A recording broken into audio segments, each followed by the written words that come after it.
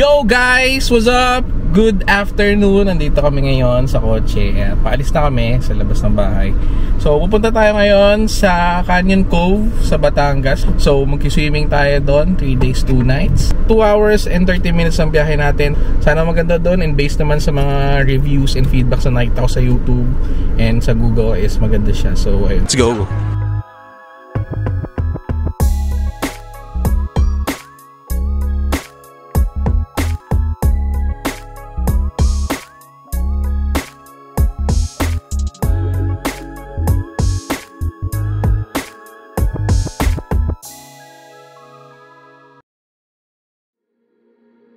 Hello Tomodachi!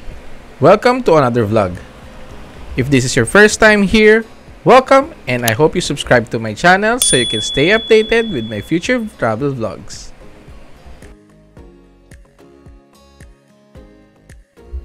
Freya and I decided to go to the beach. This video was taken in February and we chose to visit Canyon Cove this month to avoid crowds and traffic. It's our first time at Canyon Cove, so we're excited to stay there.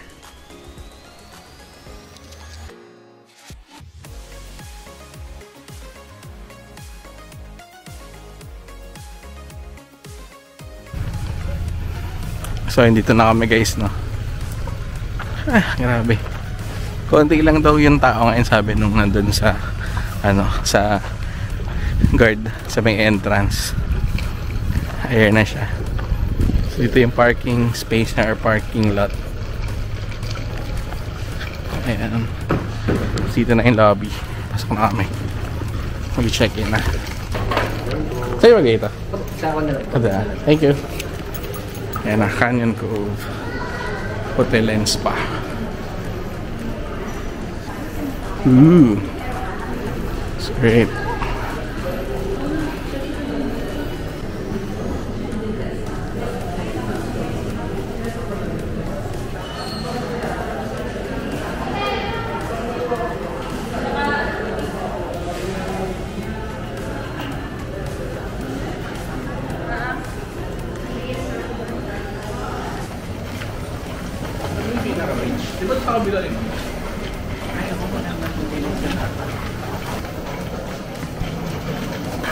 Hello guys! Pag-check-in na kami. Pasok namin sa room. So meron pa yung dalawang free towel. Kukuha natin sa may beach side. Tapos ito yung keycard natin. Ito lang yung keycard. So yun guys, nakapasok na natin. So yung sa keycard, medyo akala natin taps, diba sa ibang hotel tap siya. Papasok yun lang siya dito sa butas na to. So ayan, para pag umilaw ng green, di okay na yun. Tara, pasokin na natin ang room. Ano meron dito? Ooh.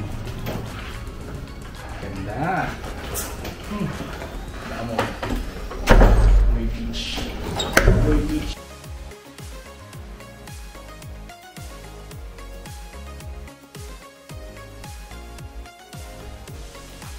We can say that the room hasn't been updated due to its old design and furniture. However, it was still cozy and we had a good sleep either way.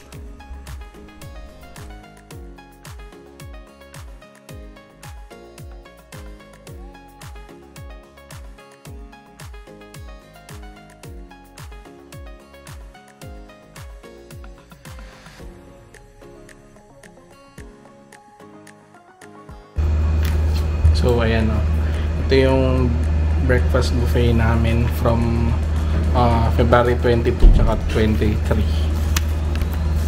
Ayan, so dalawang araw. Bukas para susunod na araw. So 6 AM to 9 AM yung breakfast nila dito. So kailangan gumising kayo ng maaga. Kasi napanood ko rin sa ibang vlogs na kailangan mas maaga ka kasi konti lang yung tao sa baba pag maaga. Pag mga bandang 9 or 8:30 na dun, dagsaan na sila dun. So yun guys, no, change outfit tayo, 'di ba? Pang beach na, pang beach. Pang Lito at Atienza na nga daw, kumbaga. Ayan. So, unang gagawin namin dito is maglilibot-libot kami. Tingnan namin kung ano pwede namin gawin. And kung ano yung pwede naming puntahan mamaya, bukas, para susunod na araw. So, ayan, let's go. So, yun guys, pababa na kami. And, doon sa dulo, sa kabilang dulo, hagdan lang yung meron doon. So, doon yung malapit yung room namin. So, medyo malaylay yung lalakarin mo. Simula doon sa dulo na yun, hanggang pupunta dito. Pero kaya lang, at least nakakapaglakad-lakad tayo. Pero sobrang daming rooms na madadaanan mo. So, from 418, wait lang.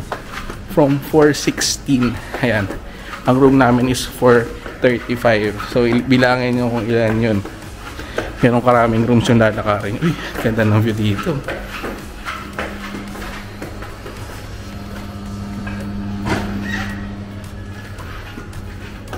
Sana.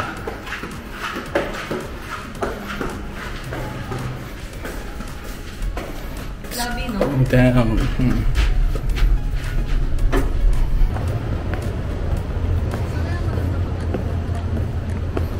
Doon sa mismong ano, ayun, no?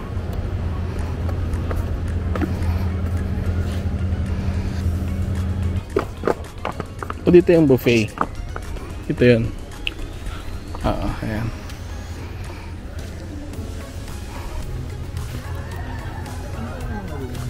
Ayos siya, yung inflatable, ano, ay, ano pa? May bayad ba yan? Ayan, dito.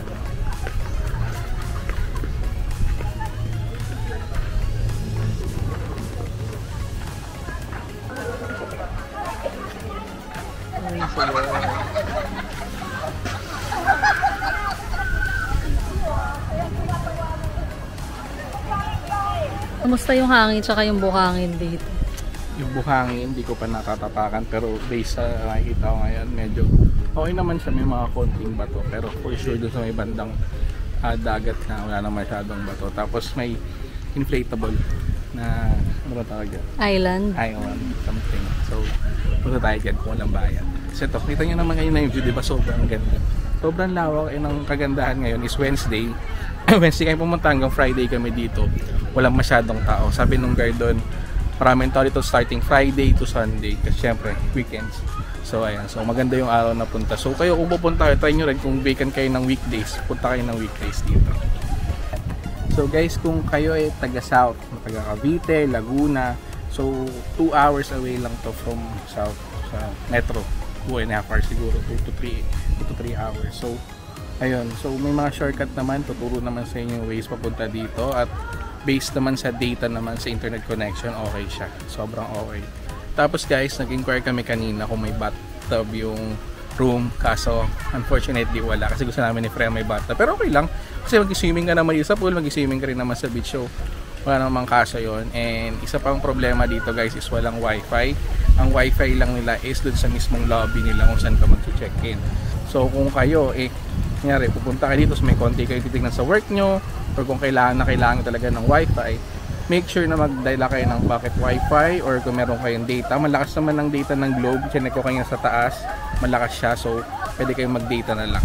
So guys, itong Canyon Cove, sobrang perfect to for team building, family getaway, family bonding, and of course kung meron kayong mga anniversary events, meron din sila dito.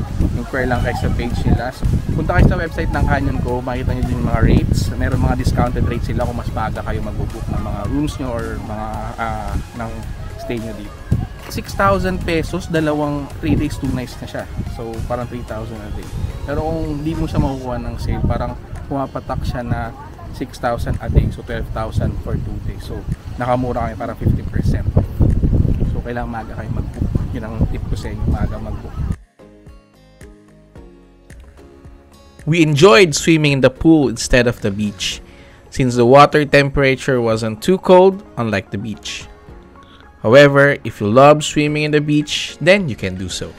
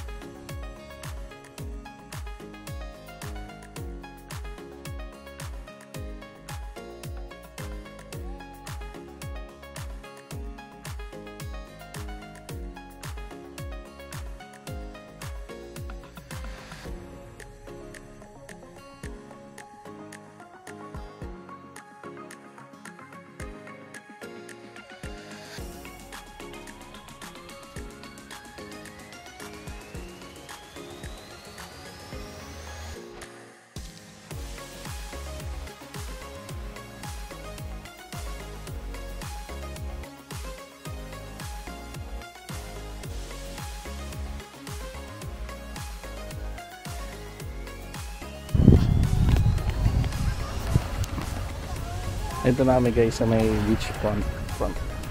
At medyo may mga mabato. Feeling ko yung mga bato, parang mga shells lang din siya.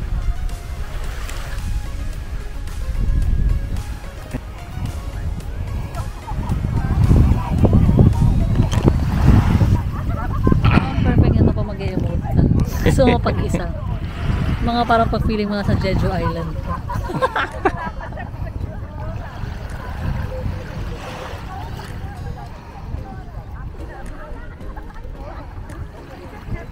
Guys, parang mas solid to. Kunyari taga-south kayo. Gusto nyo mag-beach at kung wala kayong budget pang airfare, ito isa to sa mga pinakamagandang option nyo sa Batangas. Sobrang daming beach resorts dito. And of course, dito sa Nasugbu, talagang magkakatabi yung resort. And ito nga, sabi ko sa inyo sa Canyon Cove, pag weekdays, sobrang hindi ganun kadami yung tao. So, talagang pag yung buo ko, para akong retro na 80s. So, pag weekday, sobrang konti yung tao. Talaga makakapag-enjoy kayo ng mga loved ones nyo. So, upo lang kami saglit dun sa may seashore by the seashells. Tapos punta kami sa lobby. Nanghiram kami ng blower kasi walang blower dun sa room. And nagtanong kami kung pwede daw lumabas. Kung pwede lumabas ng gabi or kung wala bang curfew dito. Saan tayo? Kung walang curfew kasi may kotse, diba? So, pagagabi, trip namin kumain sa labas. So wala naman daw curfew. Anytime pwede kayo lumabas, pasok. Basta pakita nyo lang yung parang slit na binibigay sa inyo dun sa may guardhouse nila, sa may entrance. And yun, that's it. So balik muna kami sa room, pahinga saglit, magka-charge muna ako ng phone ko, pati na itong camera. Then siguro after na ito, swimming sa pool. Bukas na siguro kami mag-beach. Maliligo sa beach. So ngayon, pool muna tayo. So may mga chairs and tables sila dito. Tapos ito, maganda yung view niya. Lalo na siguro pag gabi kasi may mga ilaw-ilaw din sila dito. So check natin later kung ano itsura na itong place na to.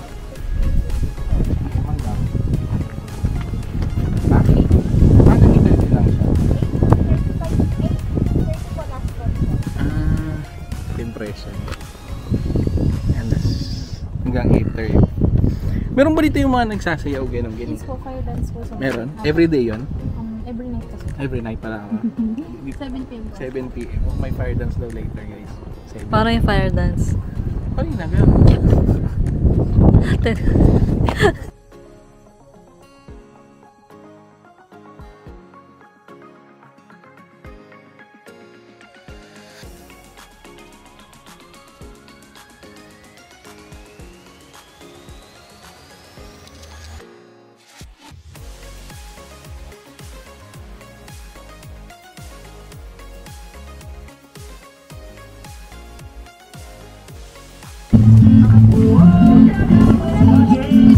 Ay, wala na. Ate, ilang biscuit ko ba? Ay, wala na. Tilapia. Maliit lang ang tilapia. Ano pa hotdog? Gusto mo?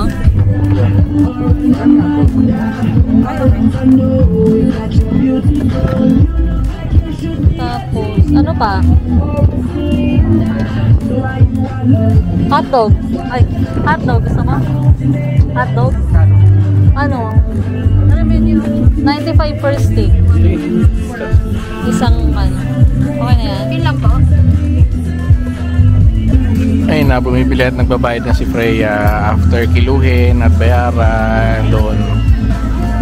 Medyo mahal yung mga bilihin nila dito pero wala natin makagawa pag ganitong place talaga, ganun talaga yung presyo.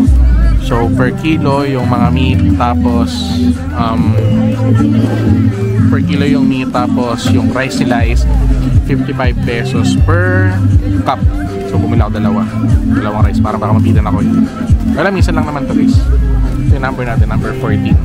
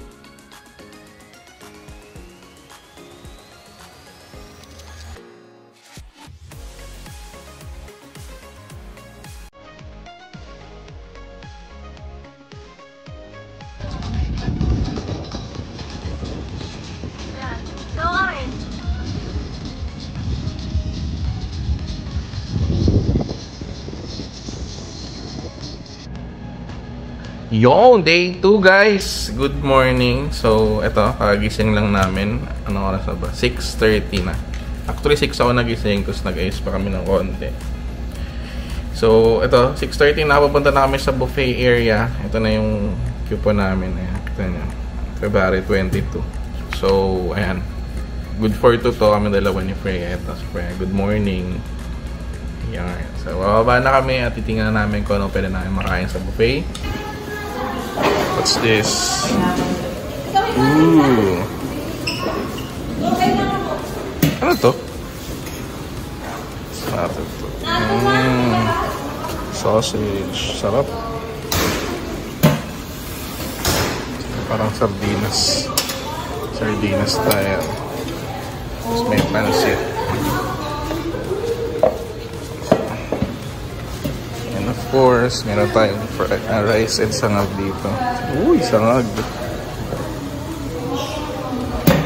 And meron tayong plain rice. Siyempre, hindi pa nagagalaw yan kasi sangag ang mas okay. What's that? May egg soup pa sila. Yummy. Ang sarap. Sarap tignan. Kinakat-kat ko na lang siya. Pwede naman diba? Bar. Fruits and salad. We have cereals here. What salad? What's that? Bread. Pwede mo siya i-toast to. Pandesal meron. Wow. So, may white bread. White bread. Marmalade. Pwede mo siya i-toast dito. Pwede ka nito. Yes, sir. Rice is life muna tayo ngayon.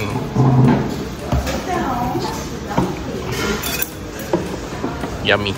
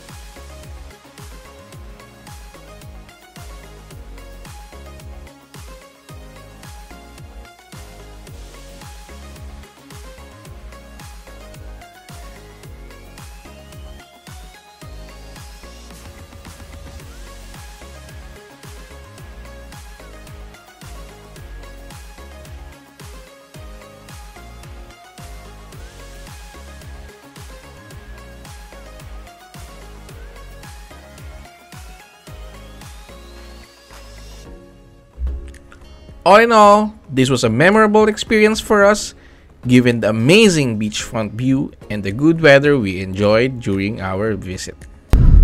Yo guys, so ngayon pupunta tayo sa Walter Mart sa Nasugbu, Batangas. So doon tayo magla-lunch. Kakatapos lang namin mag-swimming ni Freya kanina. Tapos pahinga saglit, then ngayon.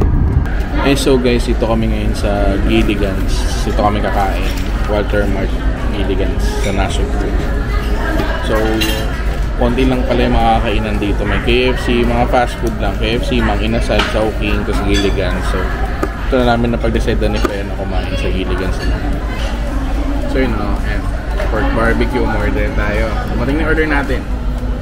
Easy. Sinigang na, ano to? Ano ba? Liempo. Liempo. Sinigang na liempo. At, of course, di mawawala ang sangka abiru. So, ayun guys, now time check. It's 7 PM. So, plano namin sana ni Freya mag-inom dun sa drink bar. Kaso, ayun, sarado siya ngayon unfortunately. Kaya, medyo malungkot ang buhay. So, andito kami ngayon sa lobby. Ayan, dito kami sa lobby ng hotel ngayon. Kasi may wifi dito. So, ayun guys, no, pa-check out na kami dito sa hotel room namin sa Canyon Cove. So, time check 10:30 na. So, 11 AM yung check-out time. And nakakuha ni Freya lahat ng gamit. Nakapagbagahe na ulit sa maleta. Ayun, sa baba. We've enjoyed our stay here sa Canyon Cove, and sana yung mga manonood na itong vlog ko, pag pumunta kayo dito and mag-enjoy din kayo. Huwag kayong lagi sa hotel room, try nyo rin laging lumabas, enjoy nyo yung view, tapos ikot-ikot kayo kahit hindi ganun karami yung pupuntahan. At least meron beach tsaka pool side dito. So guys, thank you for watching this vlog. So sana may napulot kayong aral kahit konti. Kung plano nyo pumunta dito sa Canyon Cove, recommended talaga to, lalo na kung malapit ka lang sa Nasugbu, Batangas. 2 to 3 hours away from Manila lang to. And ayun, sana manood pa kayo ng future vlogs ko, and thank you for watching. Don't forget to like, share, comment, and subscribe to my channel. So see you sa next vlog ko at sa aking susunod na adventure. Bye!